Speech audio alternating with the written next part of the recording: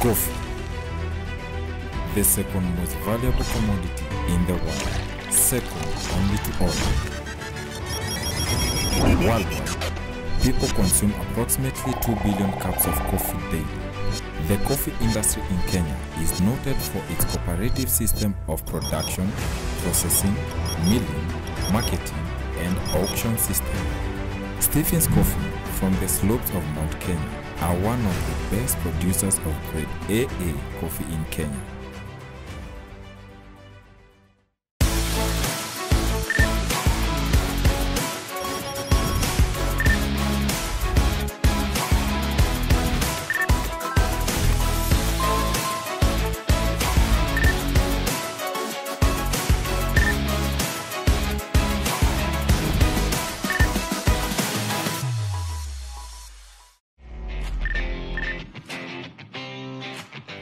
Here at Gishangi Estate is where Stephen's Coffee is processed using machines and human labor.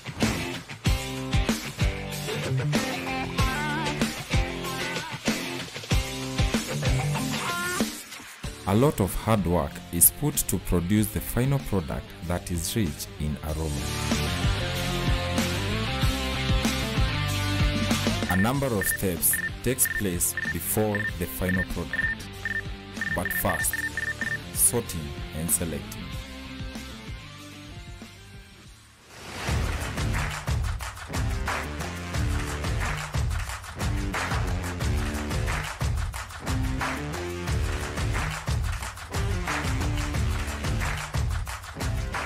After the coffee cherries have been harvested, they are brought here for sorting and selection.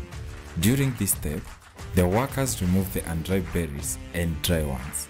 Sorting and selecting also involves removing debris, stones, and twigs.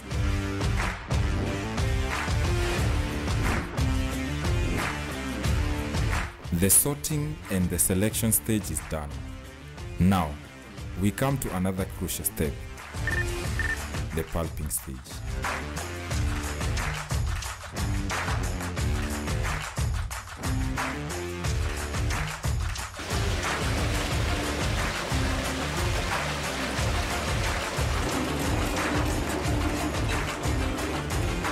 This is where the pulping machine gets rid of the skin and the mucilage.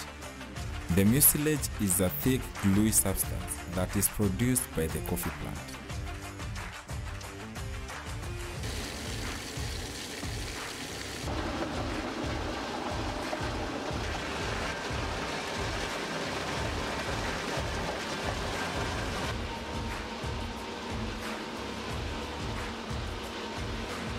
Hii machini ni ya kusaga.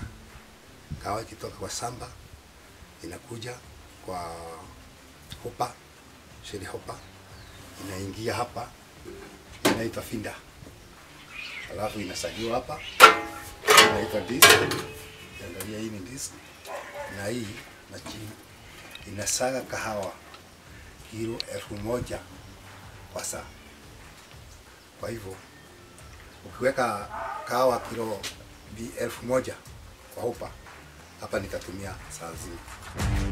A depulping machine comprises of the frame, a shaft mounted on the frame, and at least one disc mounted for rotation on the shaft. A hopper is supported on the frame above the disc. The cherries get in through the hopper to the disc where the skin is peeled. The peeled coffee is called the parchment.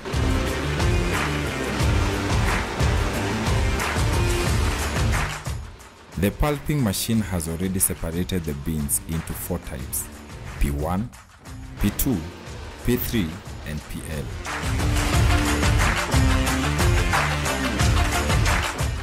Hiyo kahawa yote ile mzito itaenda chini, alafu ile nyembamba kidogo inakuja katikati.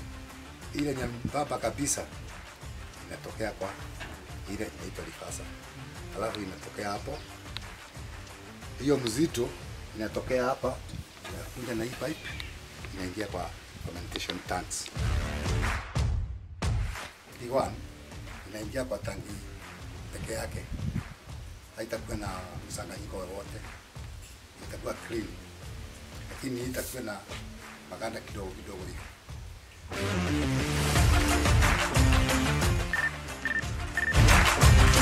Next to the pulping machine are the fermentation tanks.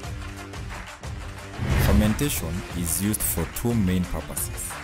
One, to break down the mucilage structure of the bean, and two, influence the quality and flavor of the coffee.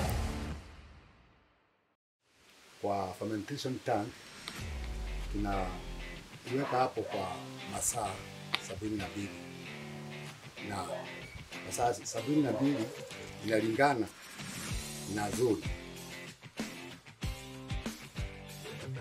Kutoka hapo ferment tunaitolea hapa kwa ingia kwa channel.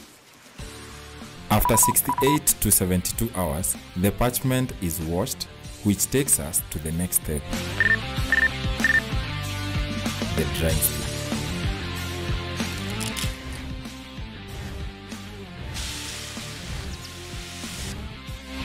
There are three main methods used to process and dry coffee cherries: the dry process, the wet process, and the semi-dry process. But here, we are focusing on two: the dry and the wet processes. In the dry process, the coffee is spread out on the ground or on raised tables to dry in the sun. They are raked and turned throughout the day and covered at night to keep them from getting wet. When done properly, dry processed coffee results in a smooth and heavy-bodied brew.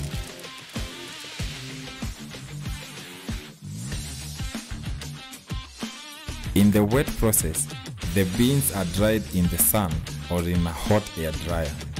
The wet process results in a clean, balanced flavor and a fruity acidity.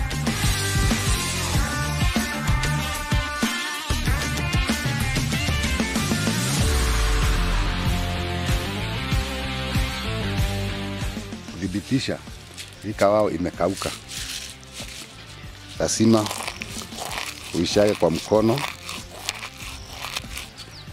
Unachukua mbegu zile zimekauka, ukiangalia mbegu kama hizi, unachukua hizi unaweka kwa meno. Jino yako ndio itakwambia kahawa kama imekauka kabisa.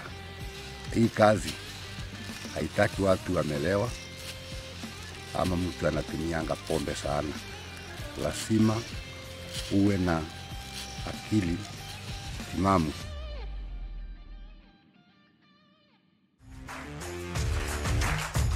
Coffee beans need to be dried until moisture content is around 9.13%. It takes 14 days for the beans to dry up, but it also depends with the prevailing weather conditions.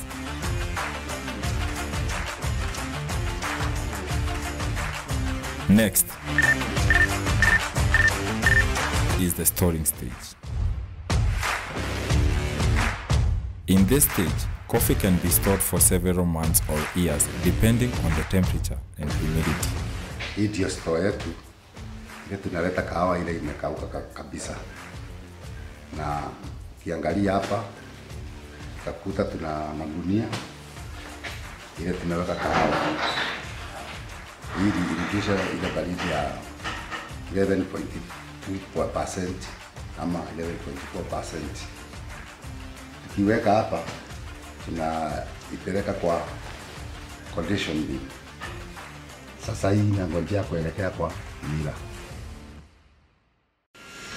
Let's take a journey of about 7.6 kilometers away from Gishangi Estate.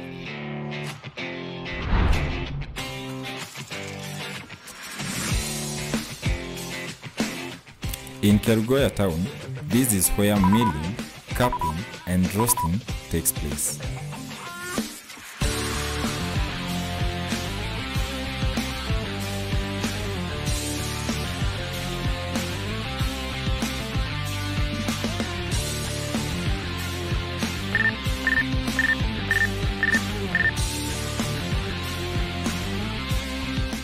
Before milling is done, the coffee must undergo moisture testing by using a moisture tester. The moisture content must range between 8 to 12%. If the moisture is above 12%, now when the coffee is delivered to the mills, they tend to get moisture and molds. That's where aflatoxin comes from, and it's very dangerous when you supply your coffee with very high moisture contents. From there, the coffee undergoes milling where all the other layers still surrounding the beans are removed. The two steps in the milling process are hulling and polishing.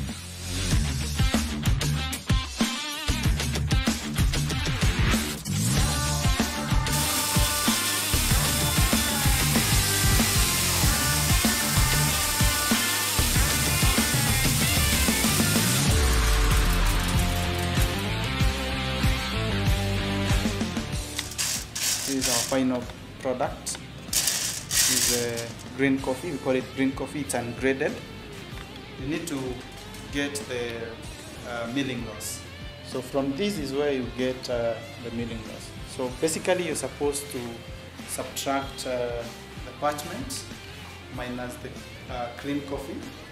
Then you divide by parchment times 100 to get the percentage of the milling loss. The next step, screening. This is where the coffee is shaken by the use of different screens to determine the grades of the coffee.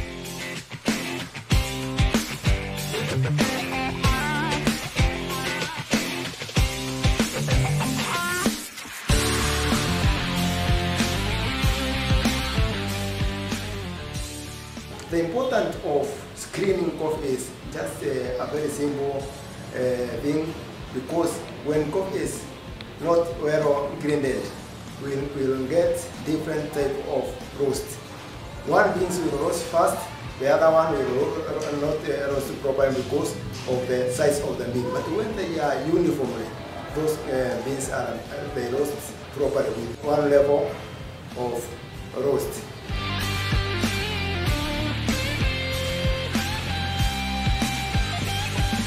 In Kenya, we grade our coffee using screens. We have screen 18 for AA, 21 for grade E, 17 for AB, and onwards.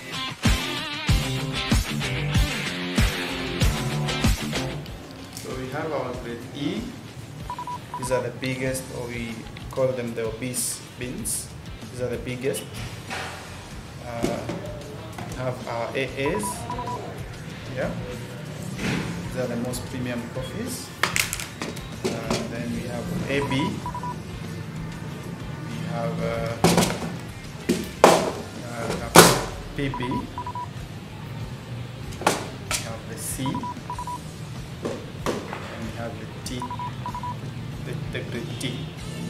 These are mostly the broken ones, the chipped ones.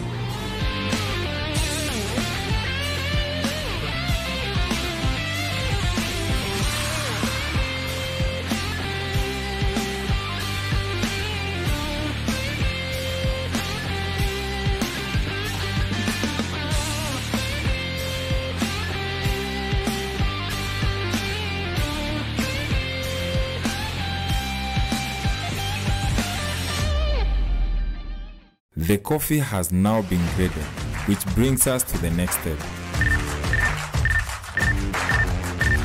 Roasting.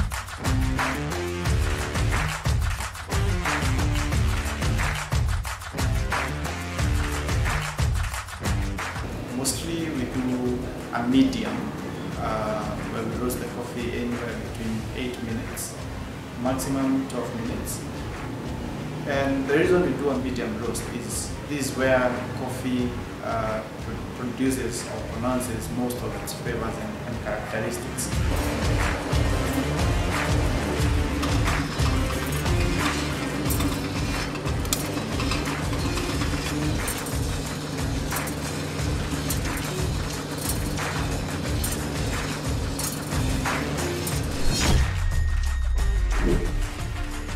Inside the roaster machine is the roasting chamber. In here, the temperature of the beans is raised to between 180 degrees Celsius and 230 degrees Celsius. This triggers the release of steam, causing the beans to swell as well as darken in color and develop roasted flavors.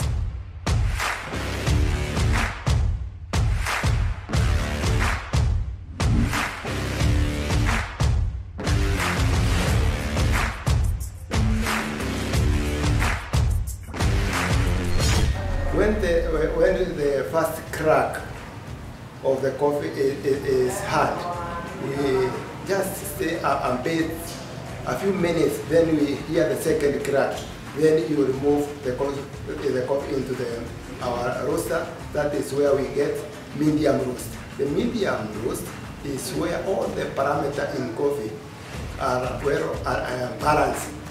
The acidity, the body are well balanced. And that is why when we are capping, those two parameters, the acidity, the bonding, are the key parameter to determine the quality of coffee.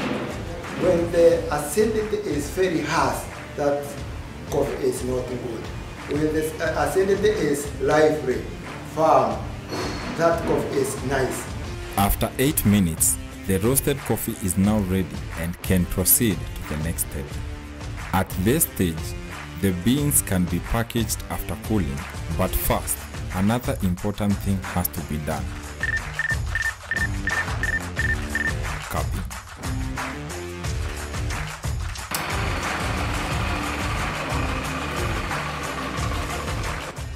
Grinding of the roasted beans must be done before the coffee is brewed for cupping.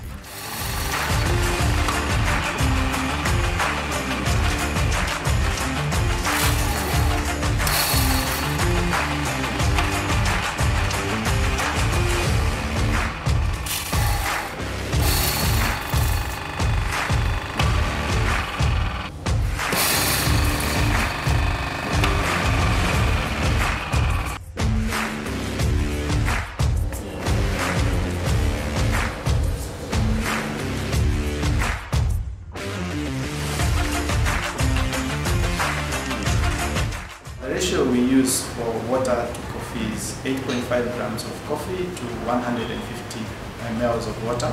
The water is heated to 93 degrees Celsius. At these temperatures, the coffee is able to properly infuse in water and produce all those characteristics that we mentioned. From there, we cup the coffee, and this is where we get characteristics like fruity flavors, fruity floral flavors, chocolatey and caramel flavors. If the coffee is not good, in most cases you get a coffee that is stale. Just by smelling you get things we call stinkers. Coffee smells awful. So by then you're able to know that the coffee is not good.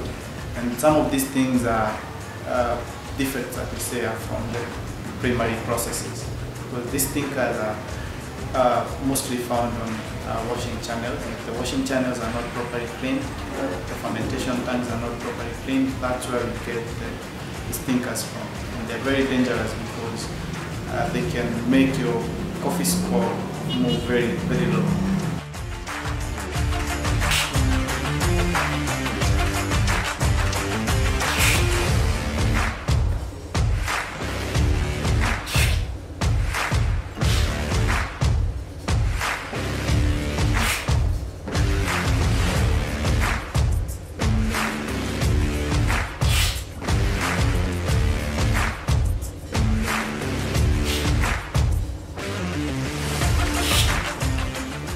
The coffee beans are ready for packaging. This is done manually, back at the Gishangi estate.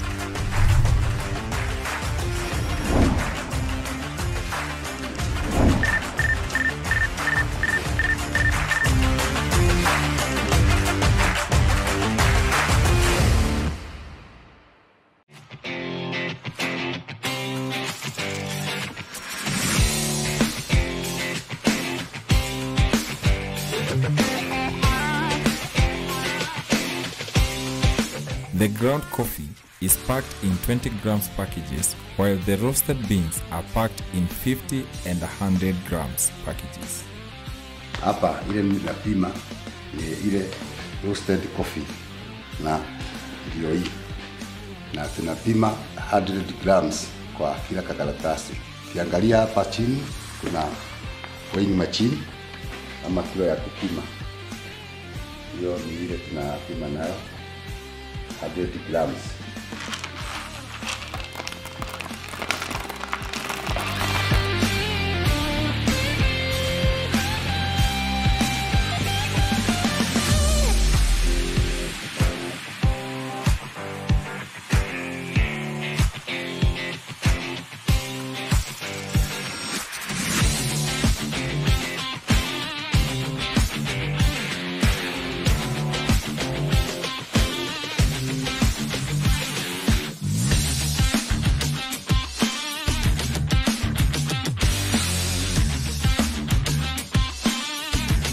After all that hard work done here in Gishangi Estate, the coffee is now ready for brewing.